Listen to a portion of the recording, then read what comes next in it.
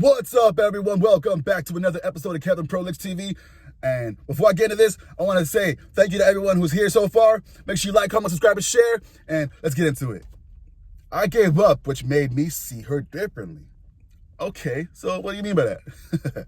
I realized we weren't ever going to have a sex life that wasn't a chore for her. So I gave up, accepted it. It's definitely not what I wanted from life, but it still beats seeing my kids only half the time. But it's like a spell has been broken. I see her differently now. She isn't the kind and loyal partner I thought I had. She constantly belittles me. Everything is about her.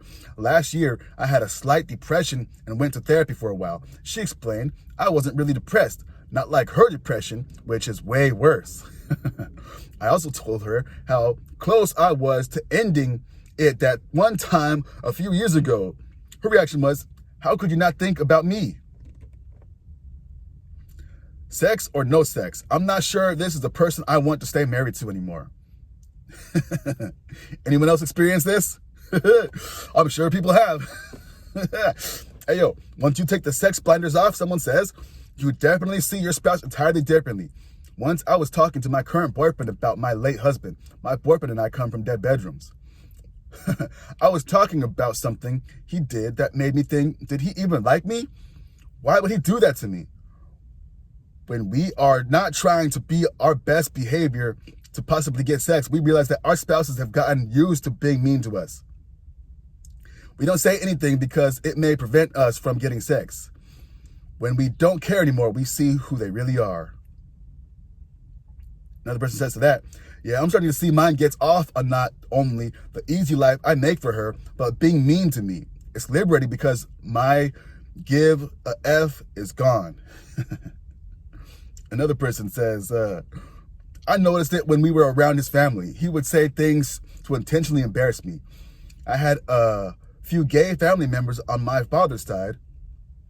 He would never mention them while we were by ourselves. As soon as we get to his family, he'd bring them up as, hey, her gay uncles. And then they laugh. I've already said something after a million times, and he brought it up, like, why do you only talk about my family when you're with your family? And then he told me to relax, and he's just having fun. At my expense, what's funny? Mentioning them again like that, and I'll say something about you that I think is funny, but you damn sure won't think it is. Oh, man. Hey, yo, that's true. Let's see another comment. It says, yes, this is exactly how it played out for me. Only it took me a very long time to realize it. I thought it was about me, that it was my fault. I sincerely thought I was doing things wrong and that I only knew how to connect with her, then maybe she would be interested in an affection once again. Then one day, it just made sense. It wasn't about me. It wasn't about my dumb jokes, my terrible timing in conversation, my inability to support her at a level that she expected. This list went on. I was enough, and she wasn't ever going to be happy. We had been together for 20 years before my moment of clarity. It's been 2 years since, and we're finalizing the divorce papers. I'm scared of being alone forever, but I feel better knowing that I won't fall into this situation again. Good for you. OP says, ouch. I spent so many sleepless nights trying to figure out how to solve this problem in our marriage. All right, one more. OP, I am sorry to say this, but your relationship was over when she said, not like her depression, which is way worse. Bingo. No one's depression can be measured or made out to be much worse for another person. This would have been the end of my relationship for sure. I was in a dead bedroom as well. I saw that it wasn't through sickness and health, and I left.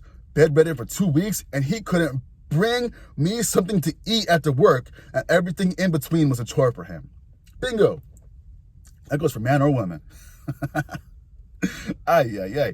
Another person says, I feel you. I'm in the stage right now where my blinders are off and I'm figuring out how manipulative my wife can be. It's been so confusing because I love her and she seems like a good person. Like a person who wouldn't purposely hurt another person. But now I'm not so sure. The confusion is the hardest part for me. One more person right here. I went through the same thing. In retrospect, it makes perfect sense. You make excuses for them to outright lie to yourself and for them as to not to rock the boat. Just maybe Just so maybe you could receive a shadow of the affection you once had from them. Ay, ay, ay. Ayo. I, 36 high libido female, gave up trying to be intimate with my 44 low libido husband. He's a great friend, unfortunately platonic. I still find him so unbelievably sexy, but I've come to accept our marriage as a friendship. I'm sorry your wife isn't a good partner or friend.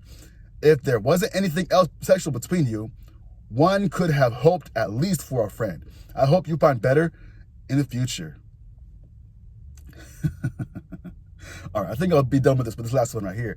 I think that often, and perhaps even always, where there's a dead bedroom and one partner that shows little interest in the physical and emotional desires of the other, that there's some element and level of narcissism at play. The low libido partner may not acknowledge or even be consciously aware, but to neglect such a basic thing in a relationship would indicate that they can't or don't have the ability to see themselves from your standpoint and understand what it is you're feeling.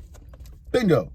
I'm going to stop it right there. Hey, yo, again, no one could know exactly what the other person is feeling. We can kind of relate in the situations we find ourselves in, but to say that her depression is more worse than yours,